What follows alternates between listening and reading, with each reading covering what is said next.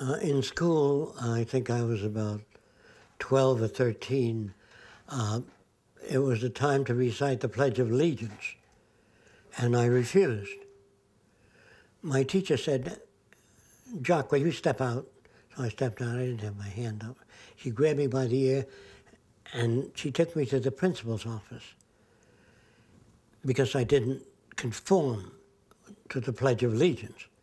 And the principal happened to be in. He said to the teacher, "You're excused." She left. Then he said to me, "Jacque, why don't you want to pledge allegiance to the flag?" And I said, "Because I think we owe so much to so many other nations that made our country great." I said, "Maybe if it weren't for Louis Pasteur, you and I would be dead."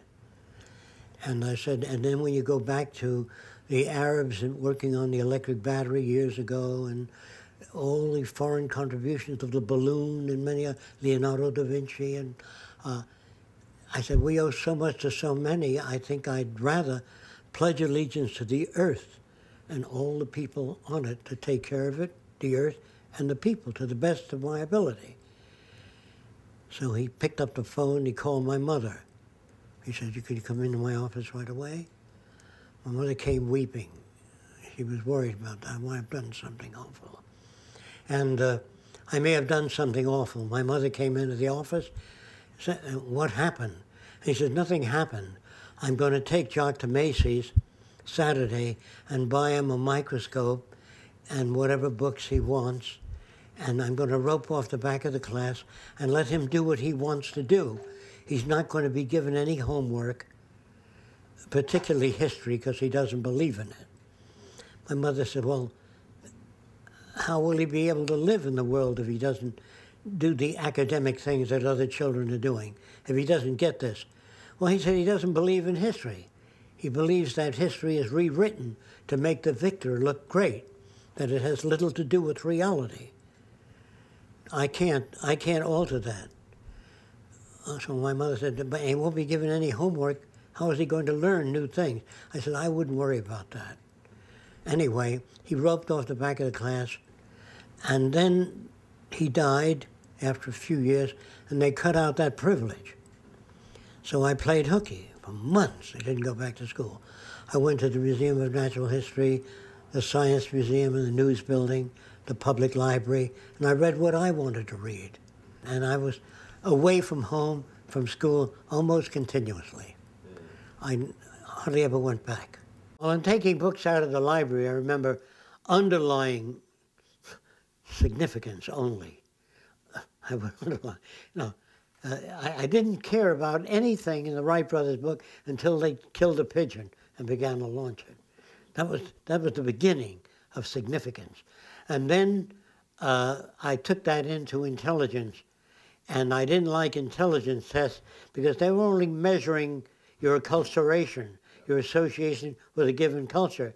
And then I came up with a definition. I had to come up with some kind of definition of what I meant by intelligence, and that would have the ability to extract significance from any situation, to separate the signal from the noise, in other terms. I used to go to the Science Museum and Museum of Art and Museum of Technology in the News Building in New York, and I'd walk back over the Brooklyn Bridge. I used to walk there. And late at night, I just don't know what hour, maybe 9 or 10 o'clock in the evening, there was a drunk asleep on the bridge, and a police car pulled up, and they looked at the guy, looked at each other, and looked both ways. I was hiding, and they threw him off the bridge. They didn't want to be thrown up in the car. They didn't want to mess. They were talking about that. You take him down the station, you throw him in the car, mess it up. He's a no good drunk anyway. He threw him over the bridge. That imprinted, this shit's got to go. All I remember saying that this type of human being, where do they come from? They had no soul. They had no compassion. They were like the lowest grade machines. I said that we have to change human behavior. And then it caused me, how do you change human behavior? So I went to the library and read about factors that change human behavior. Why some people coming from a similar environment were totally different. And if environment was everything, what were the factors that shaped these unique patterns of behavior? So I went to work, and I looked around me. The lab was the environment. I lived in New York City. Now, I lived in essentially a Jewish neighborhood, and the Jews used to hire me to put out their candles because they're not allowed to put out a candle on a holy day. And I did that for about a few weeks, and then I timed the burning of a candle. And I used a razor blade inside and cut the wick at a given place. So at 3, 4 o'clock, the candle would go off. So I'd ask them, what time do they want the candle to go off? They called me the miracle boy. And so they would buy these candles from me that knew when to go off. Do you follow me? I'd cut the wick and pull it out in the bottom. And this was the beginning of innovation.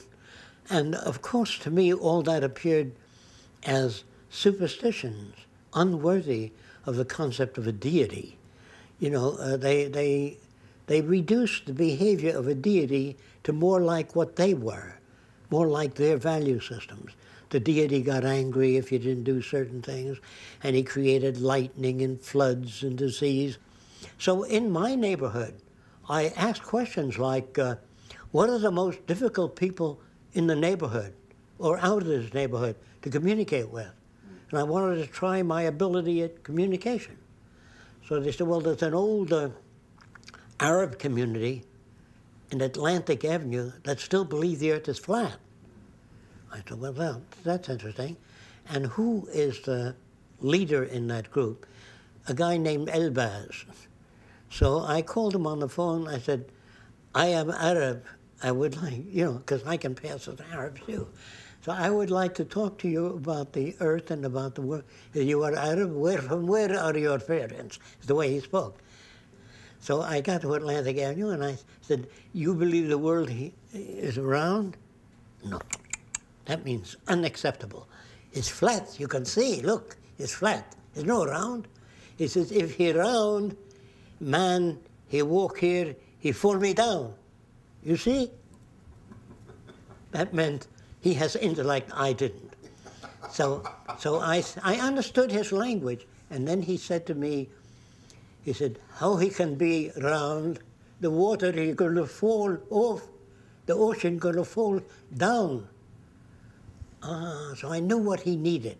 So that's the time I came next week and brought a rubber balloon, and I rubbed it and put some cornflakes in his hand and told him to hold his hand under the balloon after I rubbed it. While I was rubbing it, it had made no sense to this guy at all. But when he took his cornflake-laden hands and put it under the balloon, all the cornflakes jumped up to the balloon, all over, no matter where they were. So the jaw hit the pavement, you know. And he said, the world, he magnet? I said, air. Air means yes in Arabic. I know a little bit of many languages. And so I said, So we went into the room where all the other old Arabs were playing backgammon and smoking the nargila, the bubble pipe. He said, why, man, he don't fall me down from the world? And he explained to them how the world was a magnet.